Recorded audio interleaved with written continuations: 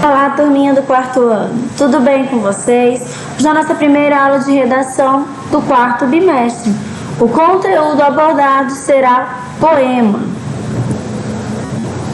Bom, primeiramente vamos entender o que é um poema, né?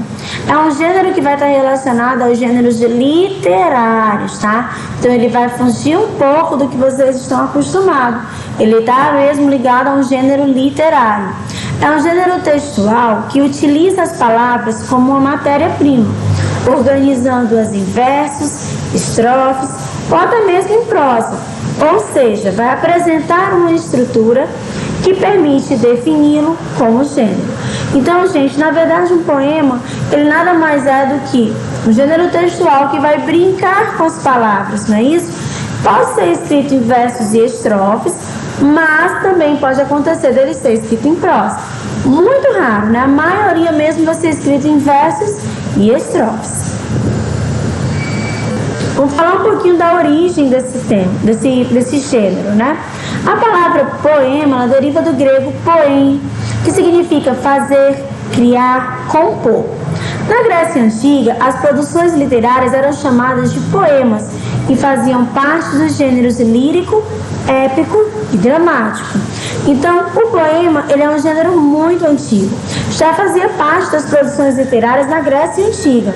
Inicialmente, ela era apresentada ao público de maneira oral, até porque antigamente a maioria das pessoas eram analfabetas.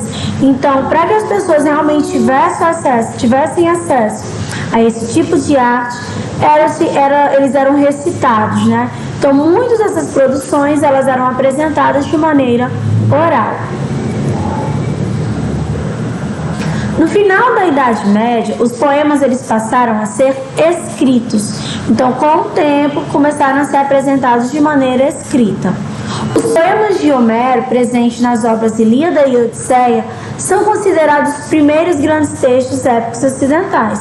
Então, o poeta Homero, ele foi o primeiro a escrever, assim, os que foram considerados grandes, né? Primeiros grandes textos, primeiros grandes poemas nas obras Ilíada e Odisseia. O objetivo de um poema nada mais é do que impressionar o leitor e nele despertar diferentes sensações. Então, o poema ele tem esse objetivo de causar esses sentimentos, essas sensações boas, né, numa pessoa. Sendo que essas sensações podem ser também sensações estranhas, né, diferentes, mas ele vai causar essas diferentes sensações. E esse é o principal objetivo de um poema. Os poemas podem ser compostos por versos, podem ser compostos por estrofes, podem ter rima, podem ter aquele ritmo ou serem escritos em prosa, tá? Aqui nós temos algumas dessas características, né, dos poemas. A linguagem de um poema é uma linguagem verbal, mas muitas vezes eles podem se aliar a elementos visuais. A gente tem alguns poemas que eles se reúnem com esses elementos visuais, né? E vai causar uma sensação diferente em quem está lendo. A extensão de um poema ela é variável. Você tem poemas curtos, poemas de tamanho médio, poemas de longos. Isso vai depender mesmo do autor. A temática ela é variada, ou seja, eu posso abordar qualquer tema no meu poema, né? Então, o autor ele fica livre para abordar o tema que ele quiser no poema dele. Ele tem uma forte relação com a música, com a arte e com a beleza. Vai privilegiar mesmo o prazer estético. Então, ele vai trazer essa sensação do que é belo, né? Alguns poemas podem ser convertidos em canções. A gente já viu várias canções aí que vieram de poemas, já. Existem algumas músicas do Legião Urbana que foram baseadas em alguns poemas, como aquela Ainda que eu falasse a língua dos homens, falasse a língua dos anjos, sem amor eu nada teria. Então, isso aqui foi baseado em uma música da banda chamada Legião Urbana, que foi baseada em um poema. Agora nós iremos falar um pouquinho sobre os elementos de um poema. Primeiro elemento a gente tem a métrica. A métrica, gente, ela é uma medida representada pelo número de sílabas de um poema. É como se eu separasse o meu poema em sílabas. A métrica ela vai ser trabalhada posteriormente nas séries mais avançadas. Vocês irão trabalhar isso. mas é como se eu fosse dividir por sílaba. Tielane, a mesma coisa da divisão silábica, é parecida, mas tem algumas regrinhas que vai diferenciar. Mas de maneira geral você acaba separando em sílabas, mas tem algumas regras em que modificam essa separação em métrica, no caso, né? A métrica é diferente da separação silábica. É parecida, mas tem as suas diferenças. O verso, gente, é cada linha do poema. Tá? A gente tem poemas que podem ser com versos regulares, livres ou brancos. A estrofe, no caso, a gente tem um conjunto de versos. Então, se o verso é cada linha, quando eu agrupo, né, formo um grupo, eu tenho uma estrofe.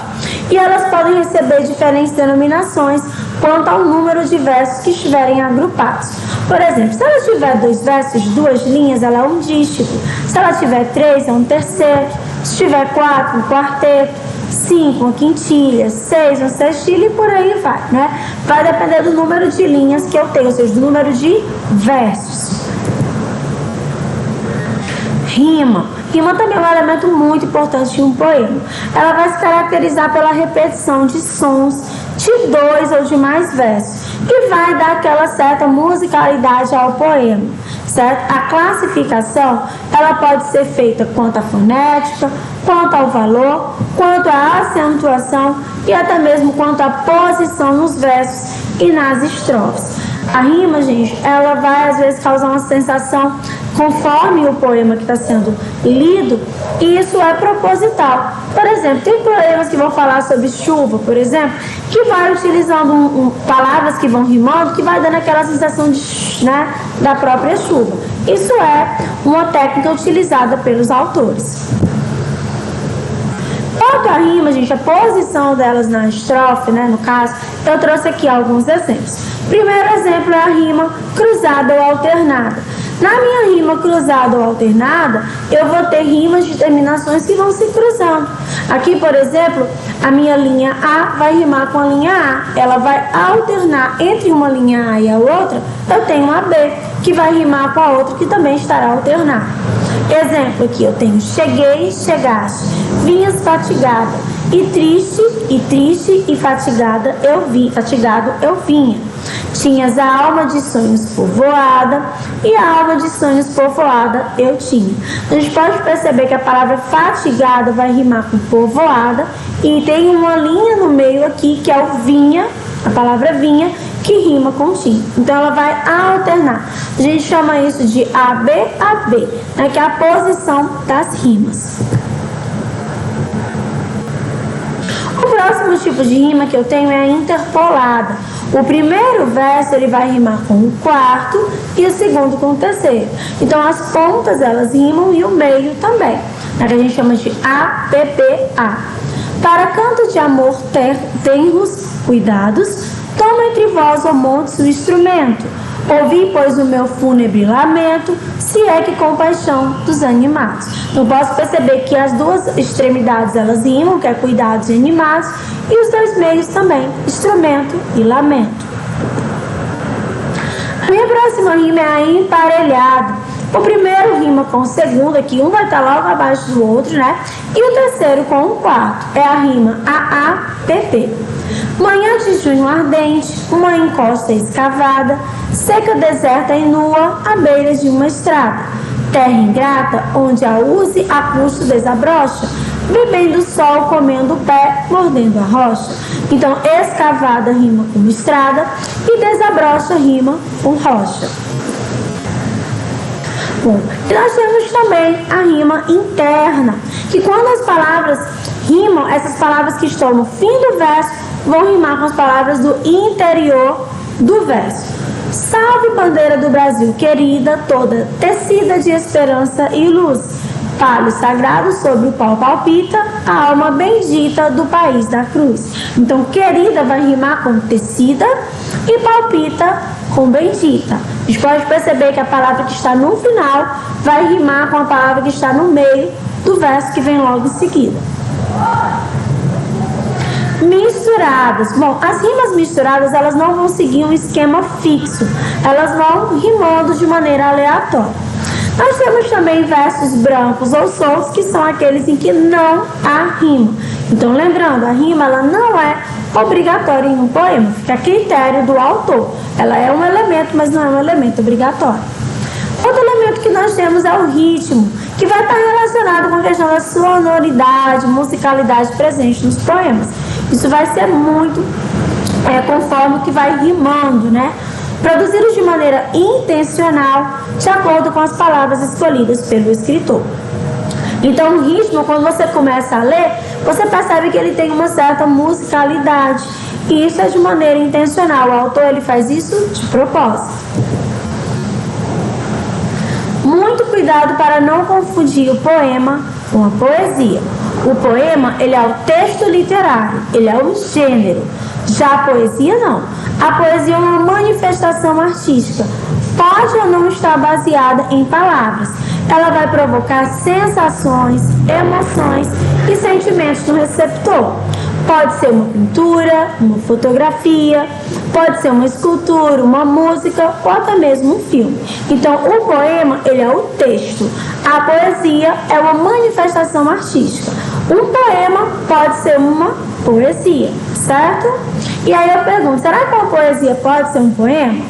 Bom, nem toda poesia é um poema, né? Mas um poema, se ele despertar sensações, ele será uma poesia. Hoje eu vou ficando por aqui, espero que vocês tenham gostado da nossa aula e compreendido todo o nosso conteúdo. Continue estudando e se dedicando. Um grande abraço e até a nossa próxima aula. Tchau, pessoal!